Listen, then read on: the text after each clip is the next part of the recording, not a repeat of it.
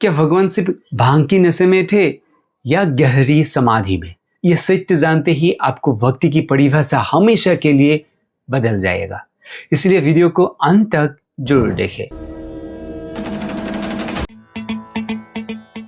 महाशिवरात्रि की इस पावन रात पूरे ब्रह्मांड भगवान शिव को याद करते हैं, जो आदि योगी है, विश्व के पहले योगी जिन्होंने योग का ज्ञान किसी पुस्तक से नहीं बल्कि गहरी शून्यता और मौन से खोजा था। योगों पहले हिमालय की शांत गहराइयों में शिव निश्चल बैठे थे, आधे खुले आंखें, आधे लगभग अदृश्य। समय बीतता गया, दिन, साल, यहाँ तक कि युग की बीत गई, लेकिन शिव अपनी समाधि में मग्न थे। उन्हें देख रही माता पार्वती गहरे विस्मय में थे। उन्होंने देखा कि शिव में ना कोई भय है, ना व्याकुलता और ना ही कोई वासना। अंत में उन्होंने अत्यंत विनम्रता से शिव को पूछा, हे महादेव, मनुष्य दुख, भय और मृत्यु से ऊपर कैसे उठ सकते हैं? एक साधारण मानव इस पूर्णता के शिखर को कैसे प्राप्त कर सकते हैं? शिव ने धीरे से अपनी आंखें खोली और जगत के कल्याण के लिए बोलना शुरू किया। उन्होंने समझाया कि शरीर को पहले स्थिर होना है, यही आसन है। श्वास से मन को नियंत्रित करते हैं, ये प्राणायाम है। जब जागरूकता अंतर्मुखी होती है तो ध्यान स्वतः ही घटित होता है, यही ध्यान है। उन्होंने कहा कि योग केवल व्यायाम नहीं, योग मिलन है। शरीर और मन का, श्वास और चेतना का, मानव और परमात्मा का। देवी पार्वती योग और तंत्र की पहली शिष्य बनी। इसी पवित्र संवाद से योग का प्रकाश का जन्म हुआ। अब आते हैं योग का प्रथम विस्तार। बाद में शिव ने इस ज्ञान को महान ऋषियों के साथ साझा किया।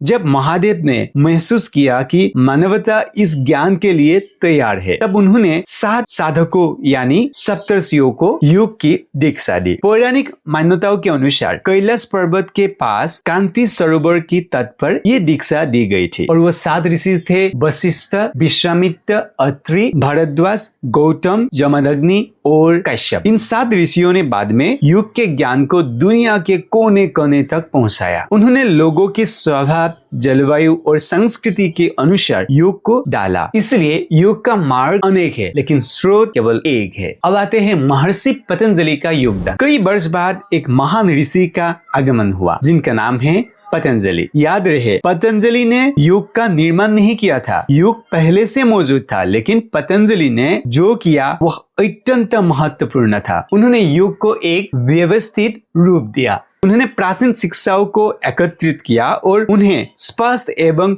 वैज्ञानिक तरीका से लिखा, ताकि आम लोग योग की सिद्धांतों को सही ढंग से समझ सके। और उनकी ये रचनाओं को पतंजलि योग सूत्र नाम से जाना जाता है। अब आते हैं ऐतिहासिक और शास्त्रीय प्रमाण। शिव पार्वती संवाद। शिव संहिता और विज्ञान भैरव तंत्र में महादेव ने पार्वती को सिखाया 112 ध्यान को सूत्रों का वर्णन है। लिंग पुराण में शिव को महायोगी और स्कंद पुराण में उन्हें शाश्वत तपस्वी के रूप में दर्शाया गया है। भगवद गीता के 6 चैप्टर की 47 श्लोक में कहा गया है कि योगिनाम अपि सर्वेषां मद गतेनांतरात्मना श्रद्धावान भजते यो मां सौम्य युक्त मतुमता। अर्थात सभी योगियों में जो व्यक्ति श्रद्धा और आंतरिक जागृता के साथ मेरा स्मरण करता है, वो ही श्रेष्ठ योगी है। याद रहे, भगवान श्री कृष्ण योगेश्वर है, योग का ईश्वर, और भगवान शिव आदि योगी यानी पहला योगी। अब आते हैं महादेव की सच्ची पूजा कैसे करते हैं, जागरूकता या नशा से। महाशिवरात्रि के दिन कई लोग मानते हैं कि भांग या अन्य नशीले पदार्थों का सेवन करने से भगवान शिव प्रसन्न होती है। लेकिन आइए हम शिव के वास्तविक स्वरूप को याद करें। शिव आदि योगी है, जो सदैव जागरूक, सदैव सचेत और सदैव ध्यान मग्न रहते हैं। उनकी ये निश्चलता समाधि से आई थी, किसी नशे से नहीं।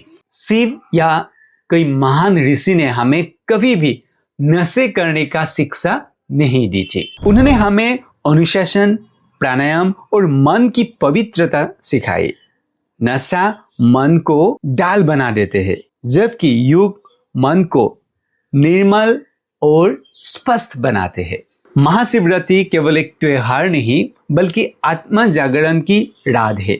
इसलिए योगी इस रात जागते हैं, ध्यान करते हैं और जप करते हैं, क्योंकि यह रात चेतना को स्थिरता प्रदान करने में सहायक है। वही स्थिरता जिनमें शिव सदैव विराजमान है। अब आप खुद सोचिए, इस शिवरात्रि में हमें भगवान शिव को कैसे आराधना करना चाहिए, भक्तिभाव से या नशा से। ओम नमः शिवाय।